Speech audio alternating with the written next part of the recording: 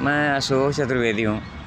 मैं इलाहाबाद यूपी का हूँ और आजकल यहीं रह रहा हूँ किराए पे। बचपन में 2-3 बार मैं भांग खाया था और मुझे मज़ा आया। तो जब मैं दिल्ली आया तो एक जगह पनवाड़ी की दुकान पे एक गुटखा जैसा कुछ पाउच में था, तो मैंने उसको खाया। तो मैं फिर खाया तो मुझे और मज़ा आया। अच्छा, उसमें होता क्या था कि एक तो हंसी आती थी और दूसरे भूख भी लगती थी, मतलब खाना ज़्यादा खाता था। हालांकि इसको मैं हॉबी नहीं बनाया, लेकिन मुझे मज़ा आता था। तो मैंने पहली बार जो नशे के नाम पे कुछ यूज़ किया था, मैं उसके बारे में बताया हूँ।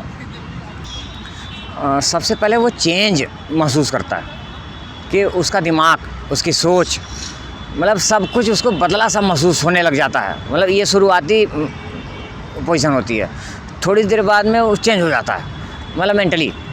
अब उसको पिछला नहीं याद रहता, बल्कि वो करंटली जीने लग जाता है तुरंत। अच्छा, एक और ख़ास बात आती है, मेरे ख्याल से आपके अगले क्वेश्चन में जवाब दे पाऊँगा मैं, क्योंकि इसमें नहीं है वो। ये अलग अलग पर्सनैलिटीज़ होती हैं और अलग अलग सोच होती है कि कौन कैसा है। कुछ लोग ऐसे होते हैं, एक बार पी लिया या नशा कर लिया तो उसके बाद में रिलैक्स हो गए, अब उन्होंने सोच लिया नहीं यार ये ठीक नहीं था। कुछ लोग सोचते हैं कि नहीं यार ये तो कम है, कुछ लोग सोचते हैं कि नहीं अभी और चाहिए। तो ये अलग अलग लोग, मतलब इसको इंडिविजुअली डिफ़ाइन नहीं किया जा सकता। नशे का सहारा लेना अलग बात होती है और नशे के चक्कर में फंस जाना अलग बात होती है। जो नशे का सहारा लेते हैं वो वाकई में उनके पास तो वजहें होती हैं, और जो नशे के चक्कर में फंसते हैं ना, इसके पीछे उनकी संगति, सोहबती या यार दोस्त ऐसे होते हैं। वो मजाक में वो शुरू होता है, धीरे धीरे करके जकड़ लेता है। नहीं, वाकई में जो रियल लोग हैं, जो अच्छे लोग हैं और उन्होंने नशे का सहारा लिया, तो उनसे आप पूछोगे, अगर बात करोगे तो अलग अलग वजह बताएंगे। अच्छा, इसमें दो लोग हो जाते हैं। एक ऐसा होता है बंदा जो नेगेटिव चला जाता है, और एक बंदा ऐसा रहता है कि जो पॉजिटिव रहते हुए न्यूट्रल हो जाता है, और वो न्यूट्रल रह करके अपने आप को बिल्कुल अकेला बना लेता है, किसी से नहीं मिलना चाहता, बस नशे के ही सहारे अपनी दुनिया में खोया रहता है। मैं ऐसा नहीं है मैं अफीम और चरस पी रहा हूँ, और सच्चाई तो है कि मैंने वाकई में बोला खा लिया था अभी। मैं एक इवेंट मैनेजमेंट कंपनी में सुपरवाइज़र था।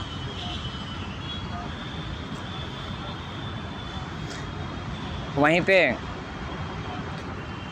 एंकरिंग करने के लिए एक मुझे लड़की मिली, आज की 18 साल पहले।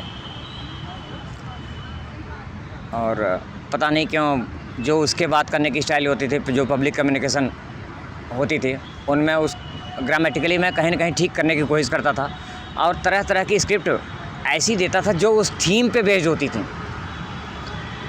धीरे धीरे करके उसका लगाव मेरी तरफ बढ़ा और मैं भी बढ़ गया, मोहब्बत हो गई। फिर उसके बाद शुरू हो गया वही सिलसिला जो आप देखते हो, बाइक पे बैठा के घूमना, पिज़्ज़ा हट में बैठना, फिर बियर की बोतल ख़रीदना, पुलिस देख के भागना, कभी वहाँ बैठना, कभी वहाँ बैठना, कभी उस पार्क में बैठना, कभी उस रेस्टोरेंट में जाना, पैसे घट गए तो कहीं न कहीं जुगाड़ करना। ये मैंने करीब 2 साल तक किया। ये 2006 की बात है। मैं अभी 47 साल का होने वाला हूँ, और ये जैसा बूढ़ा सा दिख रहा हूँ ना, इसका जवाब आप खुद ही सोच लेना। तो छोड़ के चली गई? सिर्फ मुझे ही नहीं, मेरा एक 13 साल का बच्चा है और एक 7 साल का। मैं उन बच्चों को, उस 7 साल वाले बच्चे से इमोशनली मैं इतना जुड़ा हुआ हूँ, और वो मुझसे भी, कि मैं उसको छोड़ करके कोई ऐसा काम नहीं कर पा रहा हूँ। वैसे वर्किंग मदर तो मैंने सुना था, खूब पढ़ा है मीडिया में भी। वर्किंग फादर अगर खोज सको तो ढूंढ लो, हो सकता है मेरा भी काम हो जाए। एनीवे, चलो आप अपना सवाल करो। पीछे सिर्फ वही वो जो फ्रेंड वाली बात होती है ना, सिर्फ इतनी सी होती है। आप हमारे जब हम स्कूल में जाते हैं तो उस क्लास में तरह तरह के परिवार, तरह तरह की समाज, सोसाइटी के बच्चे भी वहाँ पे एडमिट हैं, और उनका अलग अलग बिहेवियर होता है, अलग अलग उनकी सोच होती है, उनका नेचर होता है, उनके संस्कार होते हैं। लेकिन ज़रूरी नहीं है कि किसी अच्छे संस्कार वाले बच्चे से उन गंदे वाले से दोस्ती ना हो जाए। ऐसा हो जाने पर थोड़ा सा मज़ा लेने की कोशिश करता है, कभी क्लास बंक करता है, कभी बाहर निकल करके उसको मन कर गया कि चलिए यार सिगरेट पीते हैं, कभी कुछ। वो सिगरेट की शुरुआत हंसी हंसी में होती है, खांसी से, बाद में सारी खुशी छीन लेती है। वही बच्चा आगे चल करके ना कहीं कोई क्रिमिनल बनता है, कोई स्नैचर बनता है, कभी कुछ बनता है, और माता पिता भी संभाल नहीं पाते हैं। नशे को लीगल करना ही नहीं चाहिए। रही बात एक ये बिजनेस, व्यापार, इंडस्ट्री का हिस्सा है जिससे अर्निंग होती है गवर्नमेंट को, और वो पैसे हमारे ऊपर ही खर्च किए जाते हैं। लेकिन हम अपने सोसाइटी, समाज, अपने पिछले लोगों को या जो आ रहे हैं उनको रोक नहीं सकते। नशे का सहारा बहुत पुराने समय से लिया जा रहा है और अभी वो आगे वाले भी लेते भी रहेंगे। अमेरिका ने इतनी डेवलप करी, आप समझ रहे हो, इसके बाद भी वहाँ कैसे कैसे सनकी और साइको पैदा होते हैं कि गन, वहाँ पे गन बड़ी आसानी से मिल जाती है। देखते हो आप, हमेशा खबर में सुनते रहते हैं कि वहाँ बंदा पहुँच के 200 लोगों को मार दिया, फिर वो मारा गया। तो ये मतलब नशा फ्री बना देना। अब जैसे अभी आप देख रहे हो, एक दिन बात बताऊँ, एक जोक सुनाता हूँ आपको इसी बात पे। सांसी जानते हो आप? ओके, चलो अच्छा हुआ आपने जी बोल दिया, इसको एडिट मत करना। एक दिन की बात है कि 6-7 सांसी हैं, मैं उनके बीच में ही रहता हूँ। तो उनके यहाँ मीटिंग हो रही थी।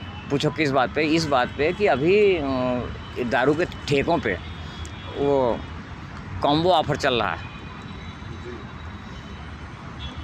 By 1 gate 1 free.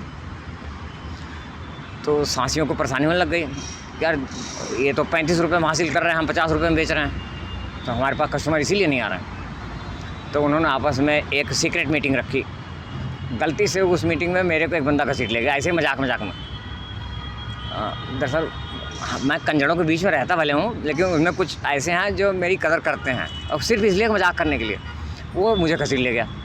वहाँ जाने के बाद में सभी लोग अपने अपने विचार रखे, तरीके बताए कि ये किया जाए, ये किया जाए।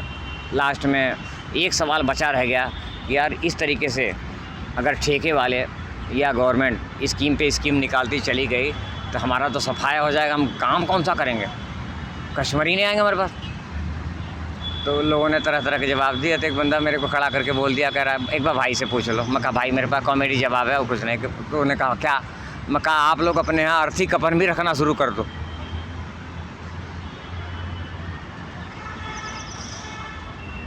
सारे हंस पड़े, मीटिंग कैंसिल हो गई, रिजल्ट नहीं आया। हाँ, 10 रुपये दाम घटा दिए गए। मैं ये कहूँगा कि अच्छे बनो, बन नहीं पाए हो तो सीखो, और उसी समय से अपने संतान के बारे में सोचना शुरू कर दो। जब आपके संतान का सृजन आपकी पत्नी के पेट में शुरू हो जाए, उसी समय से अच्छा बनाने की सोचो। बाद में झगड़े पे मत उतारो, अपना परिवार बर्बाद मत करो। उनको अच्छी शिक्षा दो, अच्छा बनाओ। ध्यान रखना, दूसरे के घर में सरदार भगत सिंह, सुभाष चंद्र बोस मत ढूंढो, अपने यहाँ बनाओ।